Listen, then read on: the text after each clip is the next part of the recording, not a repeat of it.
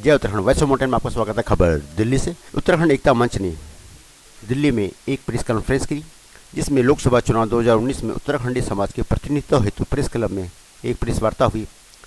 दिल्ली में दशकों से भारी तादाद में रह रहे उत्तराखंडी समाज इस बात से बेहद आहत और अपमानित महसूस कर रहा है कि दिल्ली में स्थापित राजनीतिक दलों ने उत्तराखंड समाज को लोकसभा चुनाव में प्रतिनिधित्व देने से सदा वंचित रखा।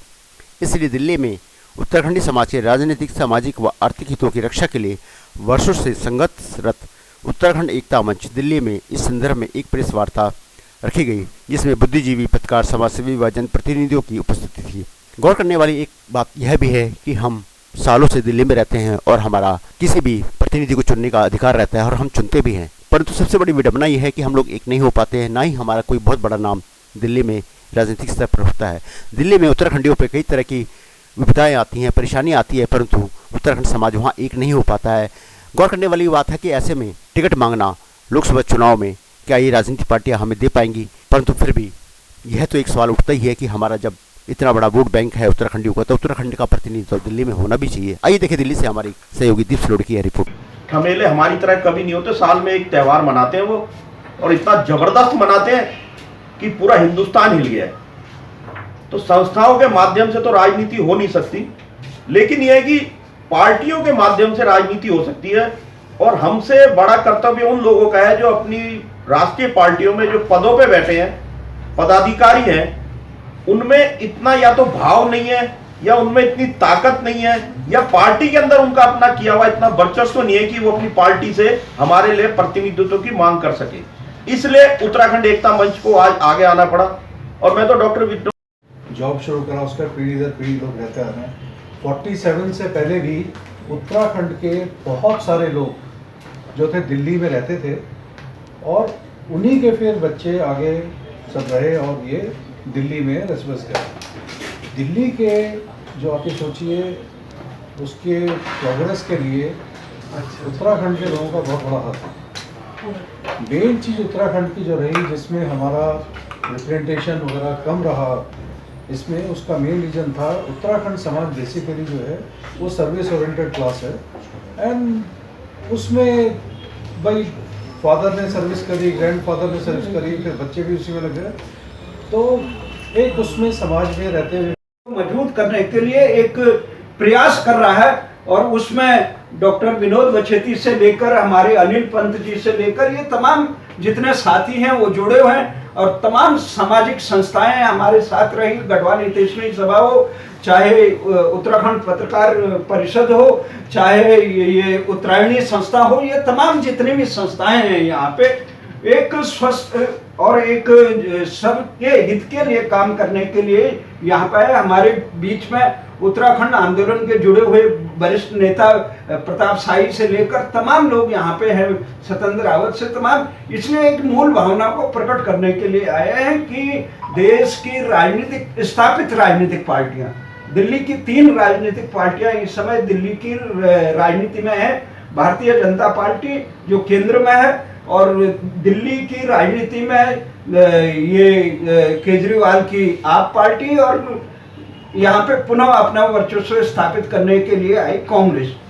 तो आप पार्टी ने तो अपने कैंडिडेट डिक्लेयर कर दिए, उन्होंने उत्तराखंड की उपेक्षा की, और हम इस बात की भी निंदा करते हैं, क्योंकि आप पार्टी में सबसे ज़्यादा अगर किसी लोगों ने अपना योगदान दिया तो उत्तराखंड के समाज ने दिया था। और जबकि हमारे समाज के लोग निश्चित रूप से पूरी हिस्सेदारी निभा रहे हैं, और राजनीतिक पार्टियों के विकास में और उनके उत्थान में हमारी बहुत बड़ी भूमिका है। हम बड़े, जैसे अभी हमने इंदु भूषण जी ने बताया कि बड़ी ईमानदारी से हम लोग काम कर रहे हैं। दिल्ली में अब तक 3 ही लोग हुए हैं हमारे पहाड़ से जो निकले, 69 से 80 के बीच में कुलानंद भारती जी एमएलए बने, तो किसी से कम नहीं हुए। दिल्ली के एकमात्र ऐसे एजुकेशन मिनिस्टर रहे कि जिनको आज भी याद किया जाता है। 4 टाइम के, उसके बाद सन 2000 के डिकेट में आके मोहन सिंह बिष्ट आए, तो 4 बार के में लगातार 20 साल एमएलए रहे। तो पहाड़ के लोग आज भी उन्हें, जो लोग आज कहते हैं कि मोहन सिंह बिष्ट एक अच्छे एमएलए के रूप में जाने थे। 91 के रूप में मुरारी सिंह पवार, कुल 3 ही लोग आए।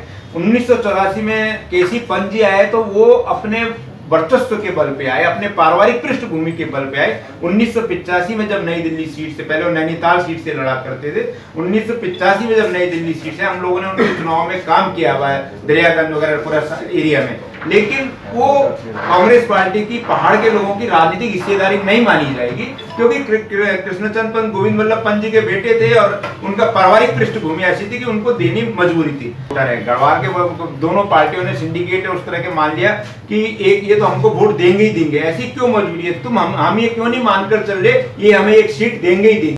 कुछ पैनलों में नाम आ रहे थे जिसमें भाजपा और कांग्रेस के अंदर कुछ लोगों की चर्चाएं थी मीडिया के माध्यम से।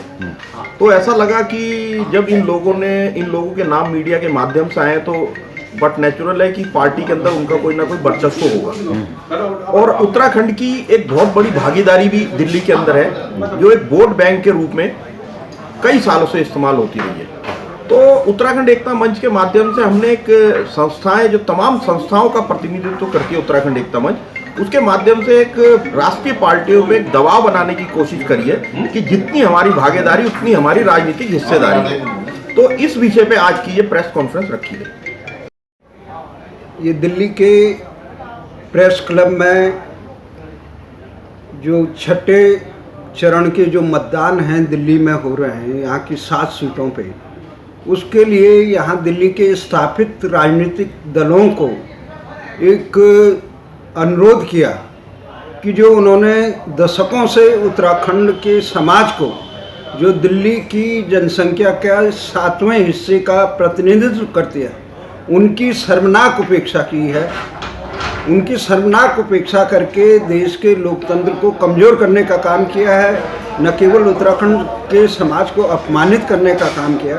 उसके लिए उनको अपने दायित्व का बोध कराने के लिए ये यहाँ पे एक आयोजन किया गया पत्रकार वार्ता का, जो उत्तराखंड एकता मंच विगत कई सालों से जो उत्तराखंड के समाज के यहाँ पे वंचित किए गए प्रतिनिधित्व को, राजनीतिक प्रतिनिधित्व की मांग को लेकर, राजधानी गैरसैंण की मांग को लेकर, यहाँ पे उत्तराखंड के लोगों के हक हकूक़ों और उनके सांस्कृतिक सामाजिक विकास के लिए जो ये यहाँ पे इन्होंने जंतर मंतर से लेकर, नामला मैदान से लेकर, बुराड़ी से लेकर पूरे दिल्ली में काम किया। उस एकता मंच ने दिल्ली की तमाम सामाजिक संस्थाओं को लेकर एक जो लोगों के दिल में उपेक्षा है कि क्यों राजनीतिक दल जो तमाम लोगों को ये जनप्रतिनिधि देने में, खासकर लोकसभा की टिकट में आज तक एक भी, ये कोई हमारा